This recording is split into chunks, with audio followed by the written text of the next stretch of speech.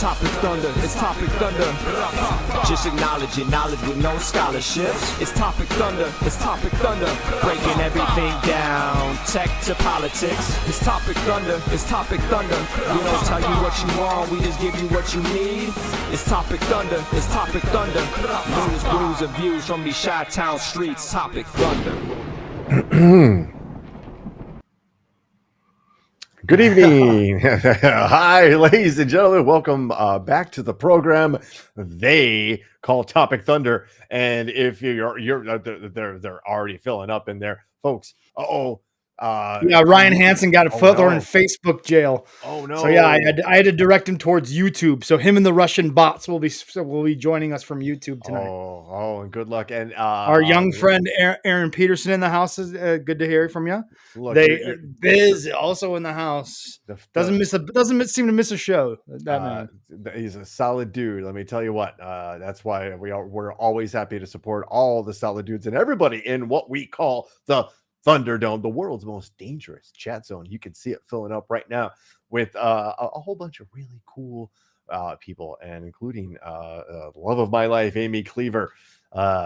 There she is, folks. Hey, let's. Oh wow, that's scary. That this is genuinely where Biz gets I worry about that, and especially. Oh, you want? Okay. Welcome to a new episode, a new addition to the roster of segments here, ladies and gentlemen. And it's called Broox's Anxiety, where he pores over news almost 24/7 hours a day, and worries sometimes if he's presenting the wrong or misinformation to the people who follow him on the podcast for his news. Welcome to your anxiety. Welcome to Broox's Anxiety. We'll be cruising at 40,000 I'm going to make a jingle for that and everything. We'll be serving peanuts and refreshments once we reach a level flight deck. But I do worry about that stuff, which is why we might be covering things in more broad terms, I think, as opposed to kind of maybe getting nitty gritty, because nitty gritty is tough, folks. I'm not trying to make no martyrdom here. I'm just saying, with all of the misinformation and disinformation out there, right. It's tough. Yeah, it really is. In the subjects that we try to delve into a little bit, there is a lot of misinformation, so you've got to be careful, and you do a good job of making sure that we cover our bases and all those things. So, man, I hope so, because shit. Sorry for the language, young Aaron. Don't listen to this old man in that regard, I guess. But and earmuffs on this one too, Aaron, because you're not of age. But welcome to the segment called Drink Lab, whatever. We like to kick off the show here with a little refreshment, a little libation. And today we're going to be going back to the north side of Chicago to the Beguile Brewing Company. We've had their beers on the show before, and actually on different name podcasts we've actually had the beers. So this one in particular I have not had before. Welcome, Aunt Chris. I have not had Ghost Man on Third. You can imagine why I bought it, because what the hell does that mean? Well, yeah, that's a crazy name. That's on the top 5 names of the beers. And they're not going to win any awards for the most creative can. It's a solid design. Once you get up, well, I guess it's a yeah. So there's nothing crazy about the design. No it's crazy solid artwork. Yeah, but it is there. Got good use of colors. Good, you stick to that 3-color design. You keep it kind of simple. There's nothing crazy about it. Look nice, clean finish. Well, let's hope the beer is living up to that too, right? So it's a hazy IPA with Citra, Cascade, and Cashmere hops. Yes, citrusy, which sounds like a citrusy is like the name of a band. It's or like so is Citra, Cascade, and Cashmere. That's also very much like Crosby, Stills, and Nash, and like that band we were talking about last week. I forget their name. or like Bond villains, like the trio of women show up to Right? kill. Yes. Hello, Yes. So Mr. the three Bond. C's: Right? Citra, Cascade, and Cashmere. That's all they They like. They formed hit, and they formed the trio called Citrusy. then and that's it. Right there, it is. You just wrote. You're Written. welcome, James Boom. Bond franchise. Right. We just wrote you the like basic. they need our fucking help, but there you go. Hey, yes, they do actually, because what have they done lately? It's like an evil Charlie's Angels. Right, run with evil that. Charlie's Angels. Yes, They're mercenary ets. Come on, for hire, and we can't say Charlie, right? So what's an evil way to say Charlie, like an evil name, like kind of. Yeah, I guess Citrusy, right? But that's the name of the group. Like if you have a problem, you call Citrusy. If you no questions asked, because there is like that USSY is very Bond villain-esque in that there is like some sort of like weird sexual innuendo to it, right? Yep, it really. And the beer too. It makes love to your mouth. Yeah, you like it? Mm-hmm. Brooks Bolts out of 5. This is a solid 4. It's a really good beer. It's not like earth shattering, but I know Gigi wouldn't like it because it has it is very citrusy and not like a summer shandy way where it's sweet. This wow, you can really like it. Honestly, what is it? More like a grapefruity? Grapefruit. It's like heavy on a grapefruit for real, babe. Come in here and taste this for the crowd. Her up like a we need a backup opinion here. This is ridiculous. That good. It's sour. You have to like your citrusy sours. She's sporting a very cool Guns N' Roses t-shirt, by the way. That's how badass she is.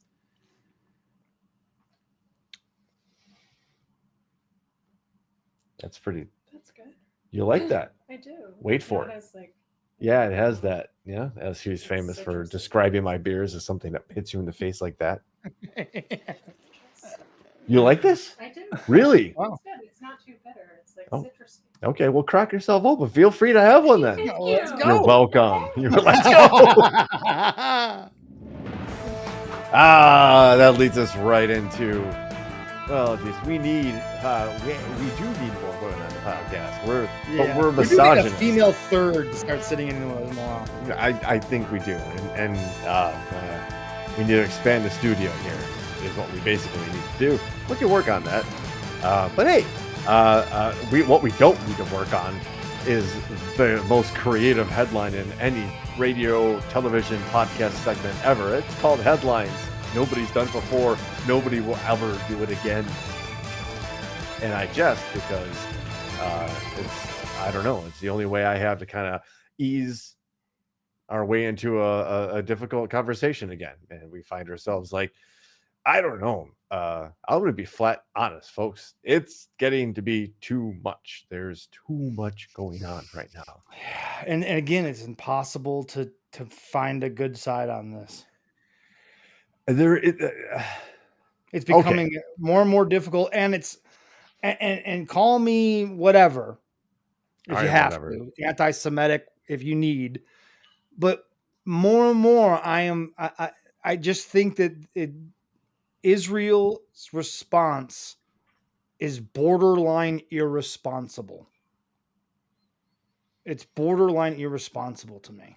That attack on that refugee camp yesterday, that's a rough one. Like, I get it that Hamas is using these people as a human shield, but you know that's what's the case.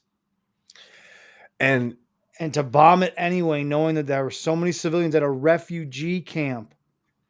Yeah, I mean, there's. How do you justify that? I was gonna put those pictures up, but those are getting increasingly difficult to watch too. Yes. But Ben, I will let you know that the top UN official in New York has stepped down, citing the quote genocide of the Palestinian civilians.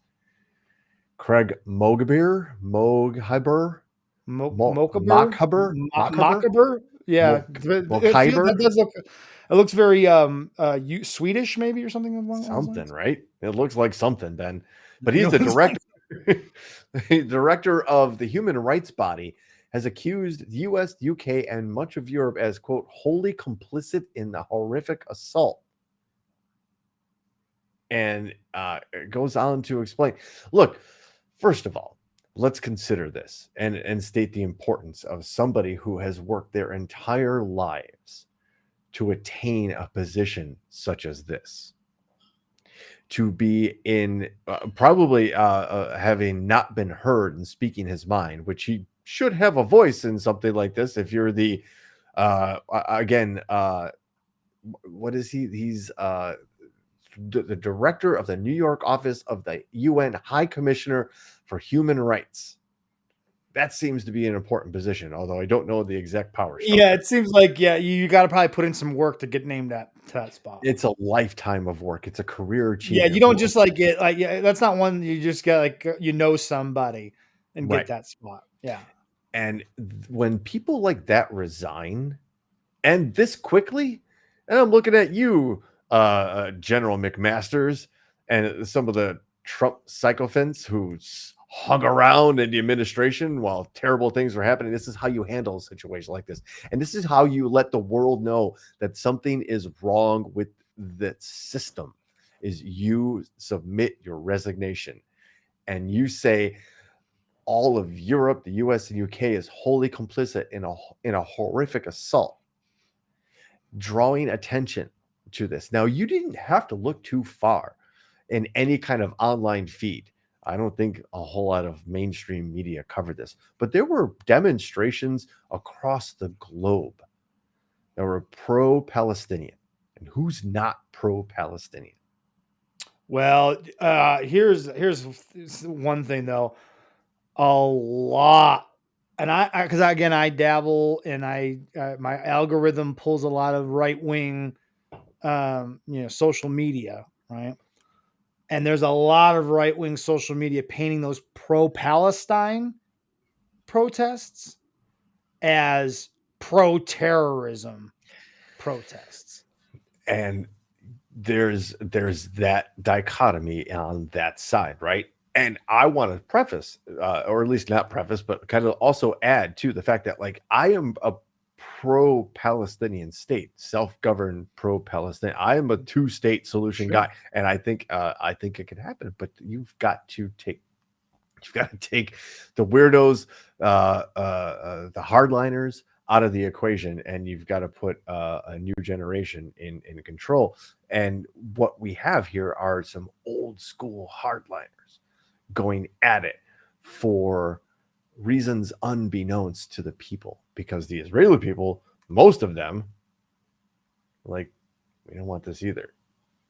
Mm-hmm. The Palestinian people caught in the middle, the civilians, don't want this. Nobody wants this. Nobody like you and I, Ben, want this. Anybody listening to this show, if this was happening in your home, you would be like, I don't want this happening right now. Right. Please Now, make this stop. Yeah. I'm going to also say Israel does have the right to defend itself. What happened was horrific, right? It doesn't justify other horrific things, I think, Right.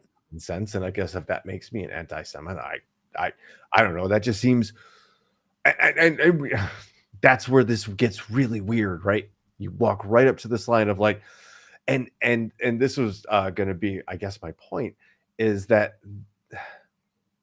if we don't subscribe to a whole lot of conspiracy theories here, we try to kind of give light to. I mean, there's a couple that I give credence to, and we, but nothing on the scale of like, well, there's an I mean, we're not flat earthers or anything. Right. Oh, we love those. I saw a great meme as a segue, bad segue, but non sequitur. That somebody said like have a hexagonal earther where everybody gets their everybody. All right, and there's some D&D. Yeah, it's terrible. There's no but I needed a break. But in this situation, there is no clean winner, right? No, it's as close to a 50-50 draw as you could as you can possibly get. Yes. get. And it's inflammatory because of that, right? Right. There's no overwhelming consent.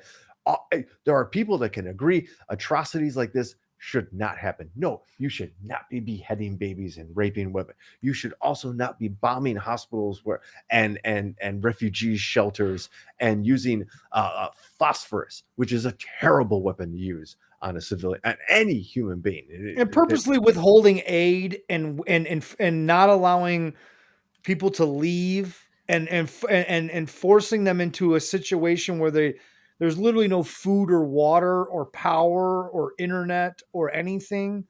Like that's just it's too much. And like you said, the biggest segment of people I think in this are the people that think both sides are wrong and they have a lot to blend. I think rather than picking a side, I think the most populated side are the people in the middle, right? That are like us, that are like both sides are not great here. Like to take a hard line stance in support of either side is misguided. It is ignorant to the full scope of the issue to take a hard stance in support of either side, which again is frustrating when you hear our president and our government repeatedly say that they are fully in support of Israel. Like, how can you make that statement on behalf of all of us when most of us, by polls that are out there now, most polled Americans say a ceasefire, stop that nonsense that's going on, stop the killing, let's figure out another way. Okay, let me all right, let me introduce this then to that, just because, right? Let's he's the president of the United States. He has access to information we can only imagine, right? What if he knows by de facto support from Russia and Iran that Hamas are there to kind of not only do what they've done and horrifically done, but like ignite something that could influence elections everywhere? What if they know that internally Netanyahu is screwed and will be ousted at the first chance he gets, but they don't know who might take power there? Right, the vacuum that is left. Yeah. And wink, wink, nudge, nudge. Israel is a nuclear power. We have given them the bomb.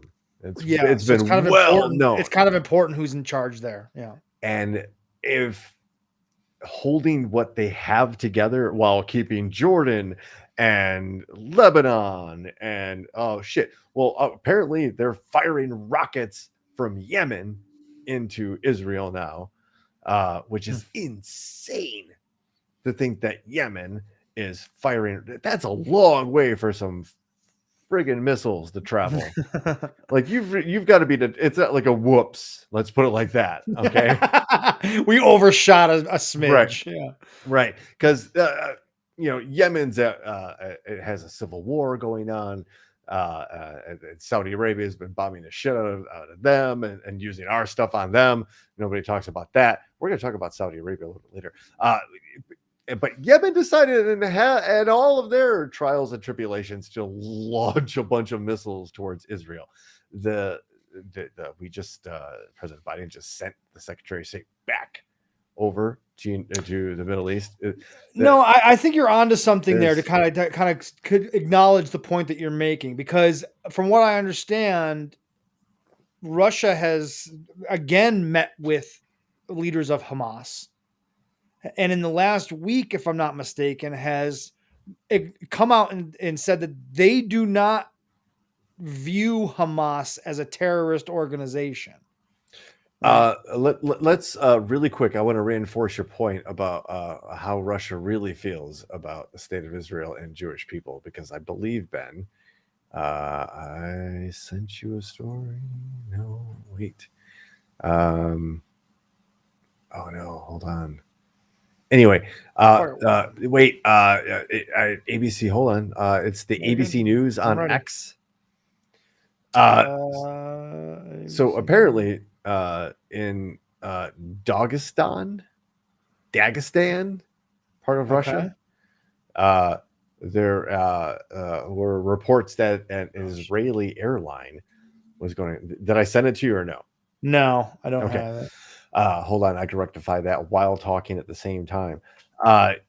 There was reports coming in, reported through multiple online channels and telegrams. One of them that an Israeli airline was landing with Israeli Jewish refugees from Oh, seeking yes, I refuge. did see a story about this. And well, let's just say the airport in this part of Russia had their own version of January 6th. Yes, When it was pretty crazy. a bloodthirsty mob just stormed the airport. They literally stopped the plane on the tarmac and were climbing on the plane, banging on the windows of the plane, from what I heard. Like, they are not interested in supporting Israel in any way, shape, or form in Russia.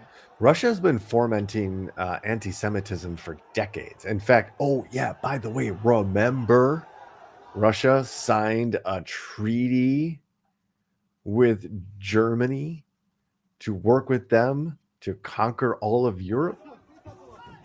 It's a well-known thing. And here we go, Bobby Suzuki in there. I don't, but I haven't read Bobby Suzuki's comment. I don't know yet, but No, it seems he says the funny thing. Some celebrities who call themselves activists and support Israel are the same side of the neocons and the right, like Deborah Messing, Amy Schumer, Gal Gadot, and others. There's a staunch support of Israel that I don't understand from the media and from celebrities. I've never understood it, and in this case, I definitely don't understand why we are so staunchly supportive of Israel. I don't, other than the fact that we've given them nuclear weapons and now have made them such a power that we now have to kind of worry about them and make sure that we're keeping our thumb on them, so to speak, for lack of a better term. But I just the support of Israel doesn't make much sense to me. Again, it was okay, well fought over for all of the religions, all the three, I guess, two major religions. We're not, because Hinduism, I think, is the third. It has been fought over. It's an area, that whole region has been. There's been, as far as human existence, probably no region that has experienced more warfare. Oh, I can't imagine. Europe probably being a close second, but it's like this weird pickleball match where the ball's just being batted back and forth as people move side to side. A country is come and go, and there's always somebody to pick it up. And sometimes this lobbing back and forth of control and religion. I want to read a quote from a gentleman named David Ben-Gurion, who I'm reading his wiki right now, was the primary national founder of the state of Israel, as well as the state's first prime minister. Okay. He was born in part of Poland, so he has Polish Jewish heritage. And actually, oh wow, he immigrated to the Palestine region of the Ottoman Empire in 1906. Okay, let's just freeze right there for a second.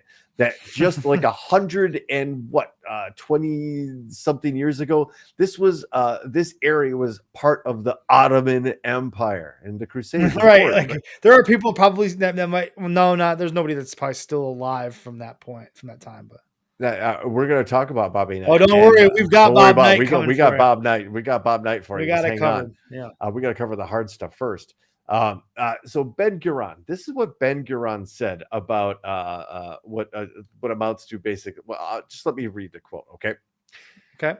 I don't understand your optimism, he declared. Why should Arabs make peace? If I was an Arab leader, I would never make terms with Israel. That is natural. We have taken their country. Sure, God promised it to us, but what does that matter to them? Our God is not theirs. We come from Israel. It's true. But 2,000 years ago, What was that to them? There has been anti-Semitism, the Nazis, Hitler, Auschwitz, but was that their fault? They only see one thing. We have come here and stolen their country. Why should they accept that? They may perhaps forget in 1 or 2 generations' time, but for the moment, there is no chance. It is simple. We have to stay strong and maintain a powerful army. Our whole policy is there. Otherwise, the Arabs will wipe us out. But how can you sleep with that prospect in mind? The reporter asked. And be prime minister of Israel too. And this dude, David Ben-Gurion, answered, "Who says I sleep?" But yeah. But there's the dude himself saying, like, the yes, first prime minister of the state of Israel, admitting that it was stolen territory, and it was. There's no You other can't- way to state it. There's no other way to state it, ladies and gentlemen. And It's like the anybody, Native American. In a way, it's like it's like telling the Native Americans they shouldn't be mad about their land being taken because God told us this is because manifest destiny. Yeah, that's what he's basically saying. He's because our God told us that this land is ours. and just like Well, just like the Europeans coming to this country, that gentleman knew the same that the Europeans did, which was he who has the biggest army will win. The natives weren't organized in the way that the Europeans were, right? They didn't have an established army where they all got together. They were in tribes spread out and they were all warring with each other before the Europeans ever even got here. So they were never really on the same page, right? And so he who has the biggest army wins. And that's what he's kind of saying there, is that we have to maintain an army because without it, we'll get overrun. We'll lose if we don't have a very strong, prolific army. And that's kind of, he who has the biggest gun wins, so to speak. So, okay, let's also acknowledge why the state of Israel was granted by UN Charter in 1947. It was in the aftermath of World War II, where no country in Europe or Russia wanted to have people of Jewish heritage or faith at all in their country and went to lengths to exterminate them, if not hide. And then people hid their heritage and in fear of being eventually, if not already, run over by the Nazis. So there was no other place for these people to go. I'm not going to argue with anyone that's saying, like, well, God told these people that particular part of beautiful country and the land of like oats and honey is theirs because some thing said so is cool. Yeah. I'm not cool with that idea. No, I agree. And then it was abused though, because eventually Palestinians were being basically kicked out of their homes for, Jewish people from Brooklyn to come, live half of the year as so that they could have Israeli dual citizenship. And these Palestinian people would come in and they're like, this was my generations upon generations home. And you're just saying now I have to give it up for Mr. and Mrs. Schwartz from Lower Manhattan. Like, fuck those people. This is my house. This is my family's house. I'm not giving it up because some UN charter says that it's your property. Like, and that goes back to my whole ownership of property. Like, how does any human have any ownership over any property, any piece of land on this planet? We're all human beings at the end of the day, and like people don't seem to look at it at that granular level in these situations. Like, God damn it, we're all humans. Who gives a fuck what piece of land you live on? But yes, you're right. This one was given to these people because it was particularly a beautiful piece of land that was rich in ability to sustain a society of people. right? And yeah, the Palestinians were like, yeah, no shit, we kept it this way. And then these Israelis moved in and were just like, yep, you gotta go. And of course they're gonna be pissed off, just like that guy acknowledged. Of course they're gonna be mad. They're pissed. And again, we have to also keep in mind the grand scheme of this ginormous chessboard that people like us don't play that game. People like them do. Right. And for generations that this is a plan. Like they're going to recapture this land by crook or whatever. Mhm. And we also then have to acknowledge that again, Hamas has no direct affiliation to the Palestinian people by hook or crook. Thanks, babe. Or by hook or any other thing. Right. That's right. I left it open. We can't paint with. That's what sucks about this, right? This whole thing, and obviously the loss of life is what really sucks. But the whole thing within context, there are no broad strokes. There are no easy everybody's wrong here. Everybody's fucking wrong here. Everybody's wrong. We should make a jingle. Everybody's wrong. We should move on. But like there's nobody wins in this situation. And as 50-50 as it is, the only people that are winning in this are politicians, the media, and government, right? And whatever construction religion. companies are hired to go back in and rebuild Gaza after this is all over. And it doesn't have to be that way. We could take a fraction of the defense budget and deliver food, medicine, shelter, clothing to everybody globally. Mm-hmm. And the warlords are going to take it. They're going to okay. So we're going to keep delivering more, and we're going to keep delivering more, and we're going to keep delivering more until those things aren't valuable anymore. And it's just everywhere, and food, and medicine, and clothing, and tents and shelter are everywhere. Inaction because of the possibility that it will be abused does not justify the inaction. Just what does it cost to deliver MREs and tents and winter clothing and stuff that, again, that would be water. That would go so much further than saying you need freedom. Like, wait, who gave us this stuff? Who saved our lives? Who saved my family, like my village? Wait, they just gave us like this weird like flag that has stripes and stars and it says we love you. And that like we win. Right. Period. Yeah. And I'll be running for office in 2028. So folks, stand by for the GoFundMe because apparently that's how you kind of pay your bills these days. Oh, well. Oh, hello. Hey, we are like way late. So you want to skip that next one?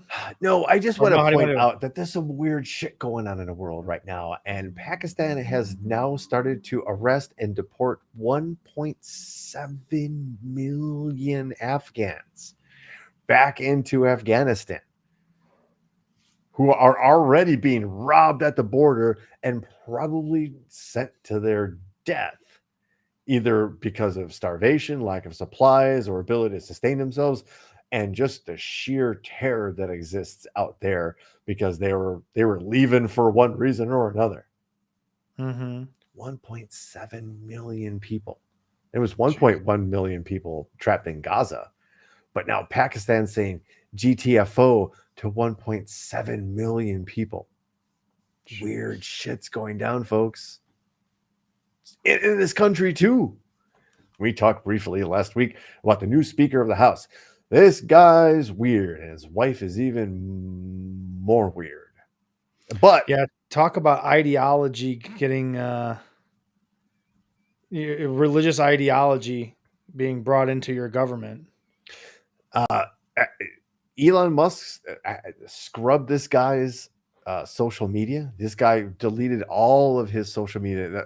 Mike Johnson did? Yes.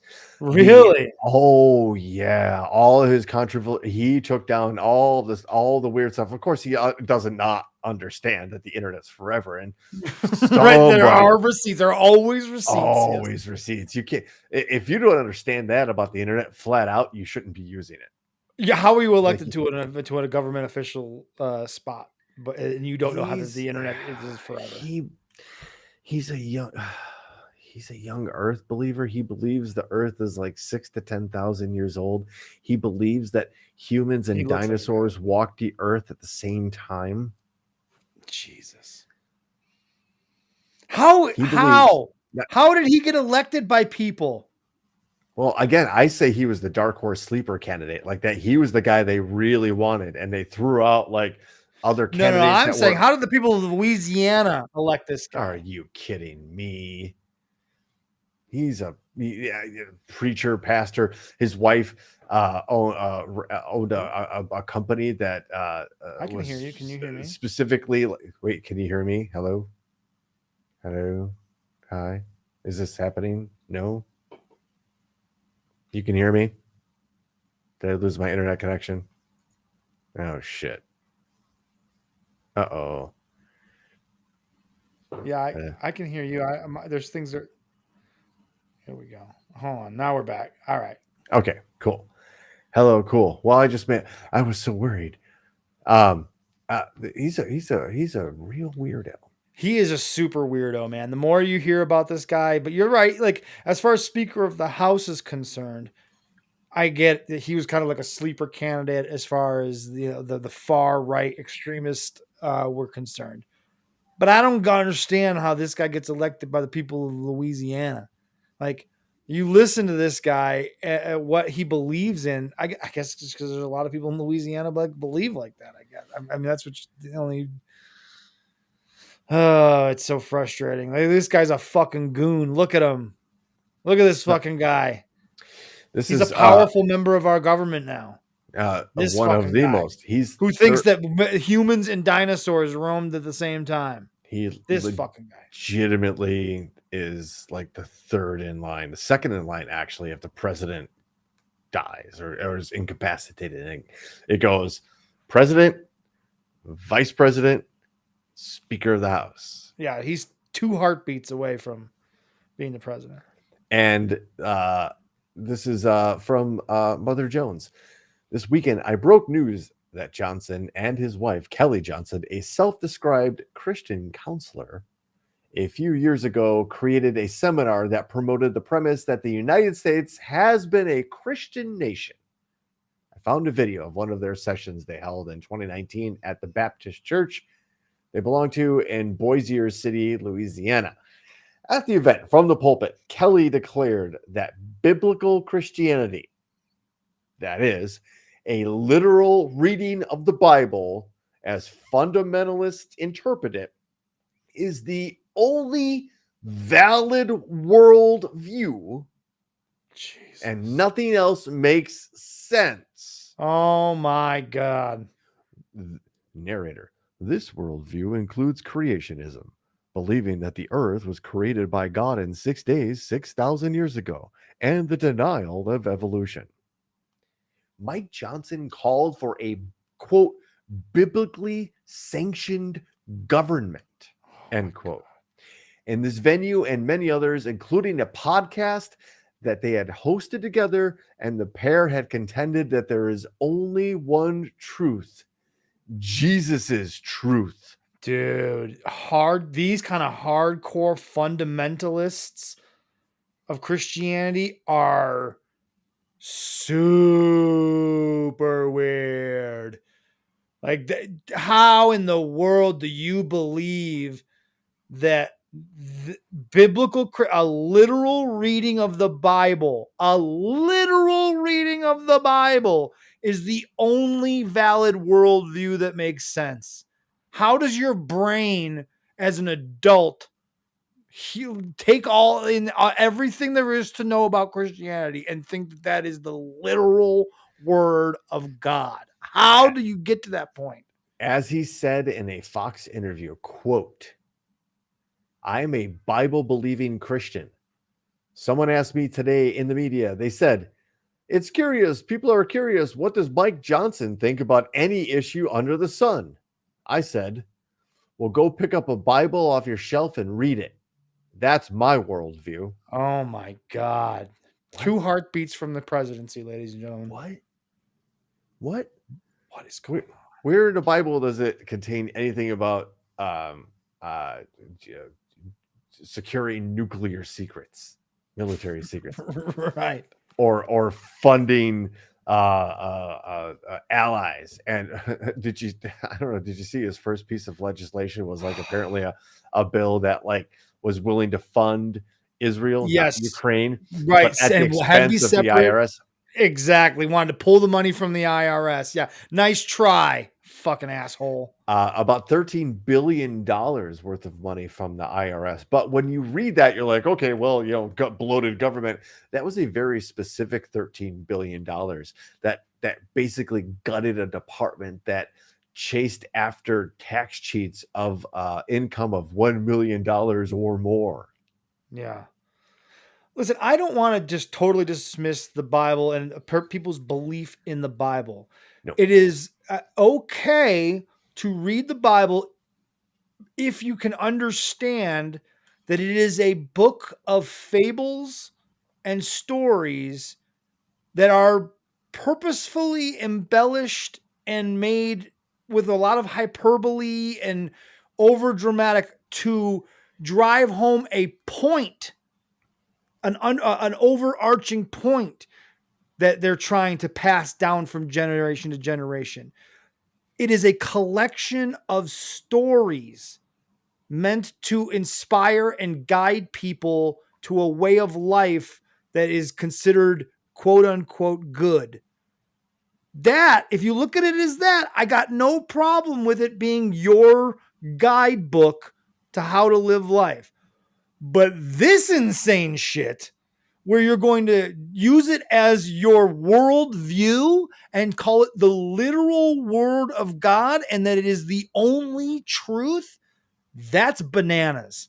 To believe that there was a man that built a boat and put 2 of every animal on that boat and survived a flood and then restarted the population of this planet. To believe that that is a literally true story, you have to be infantile. Ben, this is Bane. I just want you to know that we believe that you are correct. I forgot my Bane bit, to be honest with you. I'm good at the voice, but I completely forgot my bit. I was reading the comments. You're absolutely right. And the idea that somebody's firm belief in a book that was written and edited by men 300 years after the death. Yes. The Council of Nicaea. If you don't understand that the Council of Nicaea existed and that changed everything and that it happened 300 years after the death of Jesus. It happened with the Torah. It happened with the Quran. It happened with the Bible. It happened with all of them. And at every level and every moment of history, religion was used as a cudgel to hold down the populace and keep them subjugated. That the Dark Ages weren't because they were just coming out of the plague and like, oh shit, we didn't know what to do. That literally at some point in Europe, the Catholic Church and the Christian Church decided that they could seize power by keeping people dumb and not teaching them how to read. The only people that knew how to read were the priests. So they kept people dumb for control purposes, right? They took these moments like coming out of a pandemic that like they did weird economic things. They did weird education things. You can't say that the United States education system has been on an upward slope over the last 40 years, right? We've talked about, yeah, go ahead. I'm sorry. I'm cutting. No, it's all of that. And that's why it's becoming too much. And that's why it seems like it's all, I'm not trying to be like a weird, like defeatist or like what's the point? Because I think the point, honestly, is hope, but that's a different show. The point in this is that all of these forces seem to want us to hate each other. And I don't want to hate anybody. Right. I want to do a weird podcast on Wednesday night with a bunch of really fucking cool people and have a cool, nice beverage to drink and talk with my friend Ben about better things and cooler things, science things, and watch weird videos with animals and shit. Right. But No, here we are, it. like worried about like fucking stories. Saying how much knowledge, to your point, how much knowledge is lost to time because it was literally destroyed by religious people that wanted to keep it out of the minds of people in order to keep them on the path of what they thought they should know. Like I'm, you know what I'm saying? Like It was entire so the Incas, the Aztecs had some incredible knowledge. We know that they understood things and had knowledge, and we destroyed it all in the name of Christianity and shit like heresy. that. Yeah.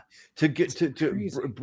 Biz brings up a fantastic point, but we've kept a lot of those concepts and gods alive in our modern era. To be honest with you, our democratic Anglo-Saxon existence is based off the Greek and Roman system. Full stop. That's Right. what. It's different for people who came up in the Mesopotamian area and what we call Iraq and Iran right now, and Syria and those areas.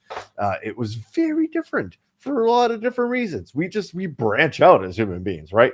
And once we figure out our shit and get off this god-forsaken doomed planet, there'll be more branches of humanity as like there would be generations of people that live on a different planet and have different things happen to them evolutionarily. That's just what happens. We are not the end all be all of our evolution.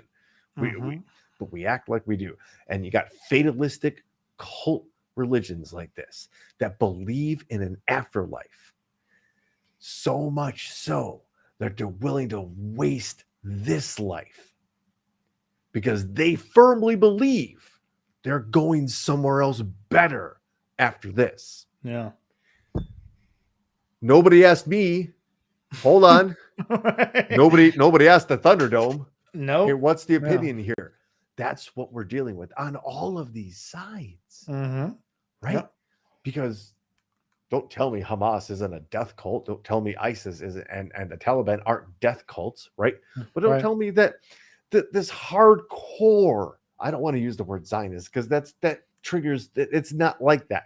But these hardcore right Israeli Jewish belief that belief there too is kind of just as nutty too, right? You believe in. Look, you want to call up some videos of Israeli government officials calling for the extermination of the Palestinian people as a defense method? They're there. It's not AI. All right. Nope, it's not fake. Yep. They are calling for genocide. We led this show with a story saying a UN official said, that's genocide. Nobody's listening to me. I'm out. I'm out of here. Yeah. Hey, I can't be part of this anymore. This is terrible. So it's folks like this. And now this dude's Speaker of the House, and he believes in these things. He believes in a hereafter that's better than this. Folks, I've worked too hard to enjoy the things I enjoy here right now. And I have no idea what's going to happen after this. As I think you should too. But that's another show too. Talk about hope. Oh, guess who has no hope, Ben? Donald Trump Jr. At what, Ben? Getting his father's love. Uh-oh. I just lose internet connection. Uh-oh. I lost internet connection. The internet connection in this building sucks. No, it's me. I'm is it? Problem. Oh, no. Blame the internet connection. As Terry Boers once said, it sucks a sick monkey's butthole. Hey, you want to hear about a story of a son desperately wanting a father's love and admiration and attention? You don't have to go too far. This guy, Donald Trump Jr., this guy, he had to testify in court today about his father's fraud case. Asked several times about like what happened here. What he said, I don't recall several times. And one time he said He did not recall much, including, this is from The Guardian, by the way, including why there was a brief period in 2021 where he had resigned and then been restored to the trust. Trump Jr. said there was, quote, an autonomy to do what I wanted, end quote, but that he consulted with Weisselberg and others. Pressed on his role in creating financial statements at the heart of the case, Trump Jr. said, quote, the accountants worked on it. That's why we pay him, end quote. I want to point out that if you've ever watched a video of Donald Trump Jr., check one out because that's probably all you need to know. Right. And if you've ever hung out or know anybody that enjoys, let's just say, amphetamine, Okay. Skating on glass, walking on glass, cutting it like that, well, you're not wrong, Ben. You're not wrong. In court today, apparently he was talking too fast, and the judge asked him to slow down. And I don't know if this is a dog whistle or just a good response, but like when asked to slow down, the fast-talking Trump Jr. said, "I apologize, Your Honor. I moved to Florida, but I kept the New York pace."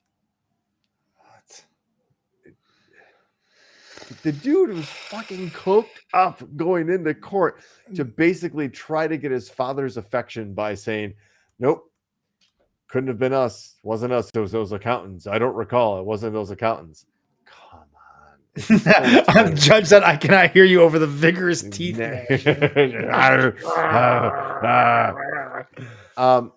Really quick. You know what? We're going to move on. Ben, let's actually, hey, you know what? Let's go to that Urban Growers really quick, if you don't mind.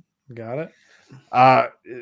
Earlier this month, a really worthy charity called the Urban Growers Collective got a $1 million grant to plant trees and for a whole bunch of educational reasons. Super cool, right? One of the reasons that Gigi, Amy Cleaver, is so awesome is that she has been giving to this charity for years. Every month, a little bit comes out of her paychecks. And this group of people literally have tried to reverse the food desert that is the South Side of Chicago. Not only by growing and then I think they have 2 buses now that once the harvest is in, they drive buses around and that's where people come in to buy their produce. But they teach now the youth. They have a youth outreach program that will teach people and kids how to garden, how to cultivate, how to grow food. And food deserts suck, right? You can't even eat. You don't have food. You go to bed hungry. That is the worst amongst all of the other things that are going on, right? Food, shelter, and clothing, right? The Urban Growers Collector is a Black and woman-led nonprofit, and it has all of the right qualities, all of the right people, and absolutely has the soul of a really great charity. And I think they're eventually going to be opening up. If you see like that picture right there, like an entire campus. I think that's going to be including a grocery store, and then some look, this is a really cool. That's a great story. It's a fantastic story to kind of wash away all the other stuff. But I think we also need. I think we need more of a palate cleanser. Okay. Too. So, Ben, I want to present to you Stella. Stella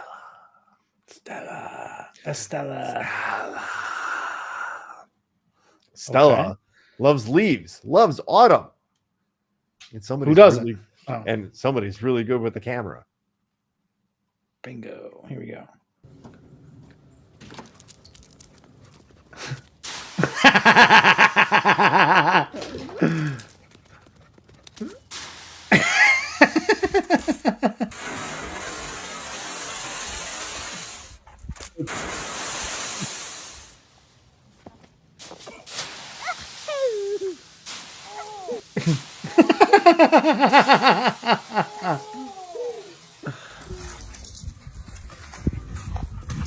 Yeah, it's awesome.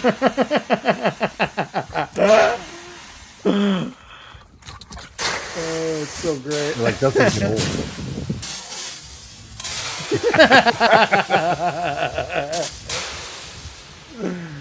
It's incredible. Dogs are the best.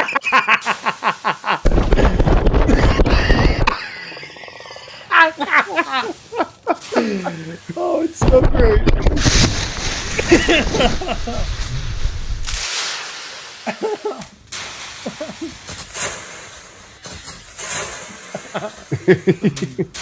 Oh, it's so great. It's good to laugh, right? Look at that tail. I know that tail's the best. Oh, And man. this next, it was Halloween. Apparently, It was. Who knew? Yeah. Yesterday, apparently, so one of the best costumes that I saw, Ben. Yeah. Was- This is right up there. I saw this.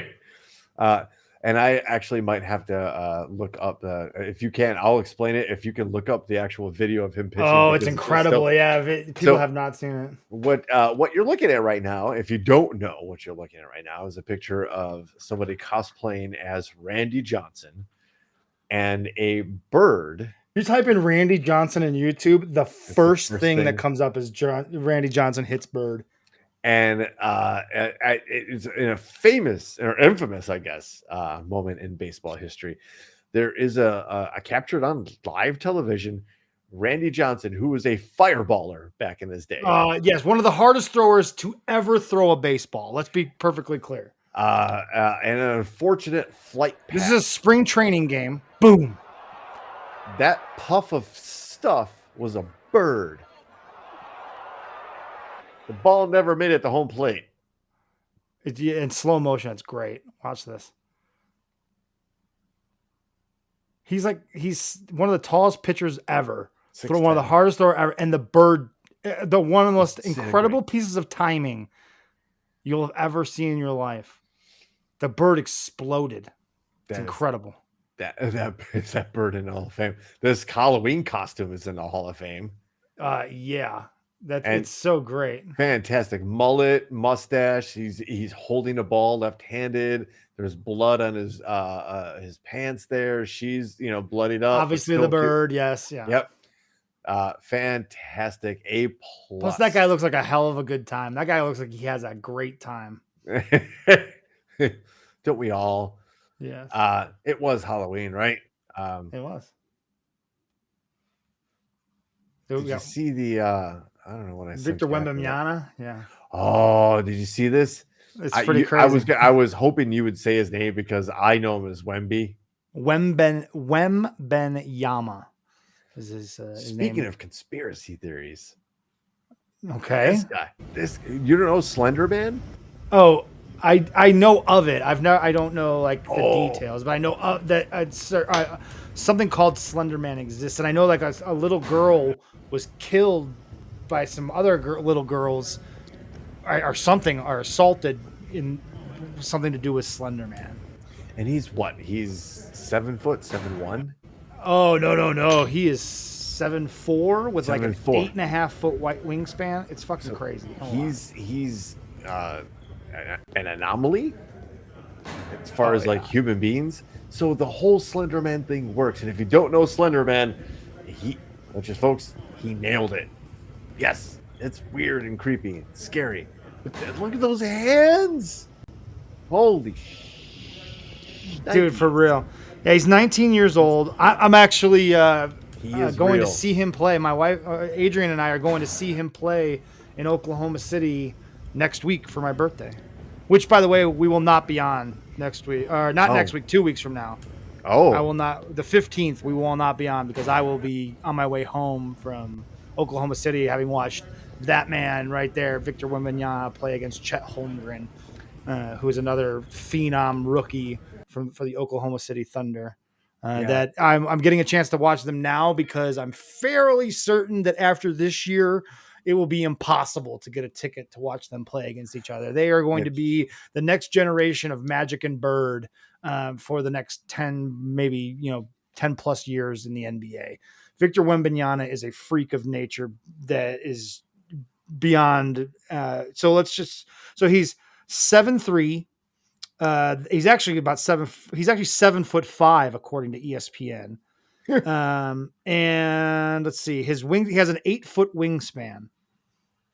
Yeah. But he can, but the thing about it is like back in the day, you thought like Manute Bol, and Manute Bol can do like one thing, right? Block shots and box. He moves people like out. a guard. He moves like a guard. He can dribble. He can pass. He can shoot. He can play make. He can drive. He can. If you want to play down low, that's basketball talk. But if he is real, and you play. People that know basketball say that already are saying that as long as he stays healthy, he will be in the GOAT conversation. So there you have it. And to be able to see him play, he'll be one of those guys that shows up on like all those like nationally broadcast basketball games. For the Spurs, that's a real person, Billy Wack, real human being. Absolutely, he's just a freak of nature. Yeah. Let's just freaks of nature. Well, I think yes. Who doesn't love a hippo? We love hippos on the show, and they love pumpkins. They will fuck up a pumpkin.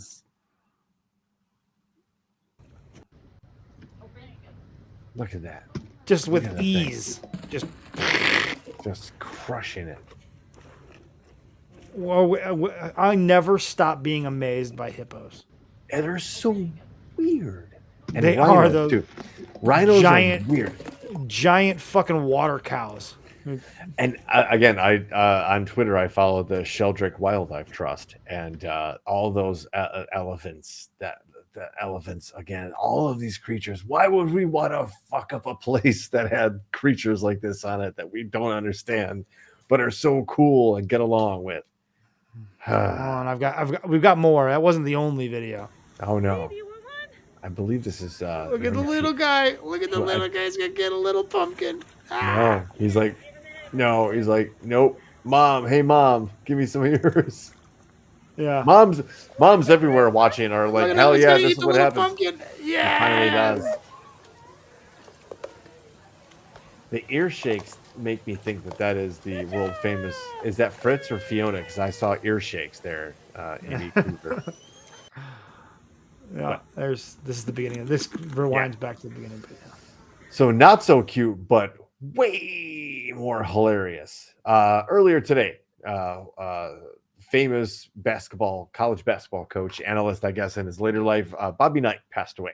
One of the most famous and infamous basketball coaches of all time. Arguably one of the top 5 greatest college basketball coaches that ever existed, but also one of the top 5 worst human beings that may have ever walked Earth. So, he was an ornery, very old school, he very angry, and ultimately got fired from Indiana for putting his hands around the throat of one of his players in the middle of a practice.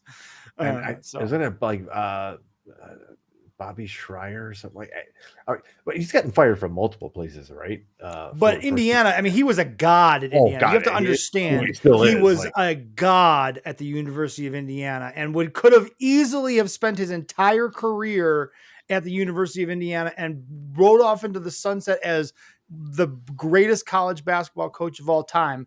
But his emotions and his temper just consistently got the best of him. And I just want to point out that earlier in our group chat, that when you first let us know that Bobby Knight had passed away, that Lockport Joe chimed in that like we don't, basically one less asshole, absolutely. And I said, one less angry man who throws chairs at people. Billy Wack knows what I'm talking about. Yes. So caught on tape. So this is legendary. This is this might be the most legendary piece of tape for a man who has a number of legendary pieces of tape. But this was recorded at halftime. Unbeknownst to him, he does not know that he is being recorded at this point. This is halftime of a game against Purdue. And it's a minute and 18 seconds of just sports greatness. Want to play, then I'm getting the fuck out of here. I mean, if you're not going to recover Greg Graham, if you're just going to let him drive by you, if the rest of you are going to let him catch the ball outside the 3-second lane and drive all the way in here without one guy challenging him, then I'm leaving and you fucking guys will run till you can't even suffer. Now, I'm tired of this shit. I'm sick and fucking tired of an 8-10 record. I'm fucking tired of losing to Purdue. I'm not here to fuck around this week. Now, you may be, but I'm not. And I'm going to fucking guarantee you that if we don't play up there Monday night, you aren't going to believe the next 4 fucking days. Now, I am not here to get my ass beat on Monday. Now, you better fucking understand that right now. This is absolute fucking bullshit. Now, I'll fucking run your ass right into the ground. I mean, I'll fucking run you. You'll think last night was a fucking picnic. I had to sit around for a fucking year with an 8-10 record in this fucking league. And I mean, you will not put me in that fucking position again. Or you will goddamn pay for it like you can't fucking believe. Now you better get your head out of your ass. He just walks out of the locker room. Halftime speech. They had to play another 20 minutes of basketball. Yeah, they went back on it like, fucking hey, god damn it. Passion. That guy's got the passion. That guy understands that it's all about hearts and guts. You know, that's oh shit, a hell of a so speech great. right there. Unbelievable. Pretty serious about sports. He sure is. But you know what we're pretty serious about, Ben? Well, we're serious about thunder. We're serious about lightning. And we're serious about the lightning round.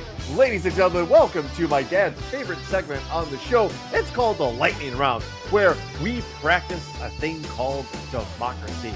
And the Bolts are going up in the zone right now. The world's most dangerous chat zone against Thunderdome. Folks, if you're new to the program or just need a refresher course, let me explain to you the rules of the lightning round. I read you 3 headlines. You, the people, vote on those 3 headlines, and then we dive in to the winner. Folks, it is a practice of democracy. Indeed. And I absolutely want to point out my radio professionalism and just going right through that abrupt end to the theme song without. Yes, thank you. That was my bad. That was please. That was shitty production on my part. I know how to lift you back up, but I just mentioned it, so I guess exactly. Kind of you covered it up and then exposed the trick at the same time. Well, you know, sometimes I want to shine a little credit on. Very Penn and Teller of you. Well, you know, okay, fair enough. Headline number 1. Florida mom arrested when 7-year-old enters bar to find her following hours alone in unlocked car. Oh, Florida woman. Headline number 2. Bull semen. Artificial insemination chain stolen in County Tyrone. Headline number 3. Luxury California home, complete with meth lab and contamination, selling for $1.55 million. Okay. Yeah, number 1 is very sad. It's just sad, yeah. So what we do here is we wait for you to put your vote into the Thunderdome, the chat. The chat. Number 2 has the best headline for sure. We've already got Biz going for number 1. Bull semen. Let me as everybody's, I'm sure, reeling from, which, by the way, sounds like a Rough Me Up song. It was the name of their all male outing. Headline number 1. Florida mom arrested when 7-year-old enters bar to find her following hours alone in an unlocked car. Ugh. Headline number 2. Bull semen. Artificial insemination tank stolen in County Tyrone. And headline number 3. What are you doing? Luxury California home complete with meth lab and contamination, selling for $1.55 million. I've always wanted a home with a meth lab. And contamination? Well, I could take or leave the contamination. But the meth lab is like having your own man cave at this point. Like on the next House Hunters, I want someone to be like, yeah, I need a 2-bedroom, 3-bedroom, 2-bath with a meth lab. It's a simple ask. Yeah. These days. I'm a teacher. My husband's an artist, and we have $4 million to spend on the next House Hunters. Hello. Not a lot of votes in there. I don't know. Chompy Mage. I love you. Who are you? And welcome. It's a fantastic name. I love that. Yes. Welcome from YouTube. Joining us from YouTube of all places. Not a Russian bot or Ryan. We've got the Ryan. It was tough. Yeah. Number 2, because you've got someone stole bull semen, ladies and gentlemen. What the fuck are they going to do with it? That's a good question, Ben. So I think we're still short. There we go. Sweet. Okay. All right. So now we have we're a little bit of a tie, ladies and gentlemen. Waiting for the VIP. I get to maybe break a tie. I haven't broken a tie. There we go. Is Dad F. Brooks standing in. Okay. Pushes. We're waiting on one other VIP. I think Ma Jordan's got to be out there somewhere, right?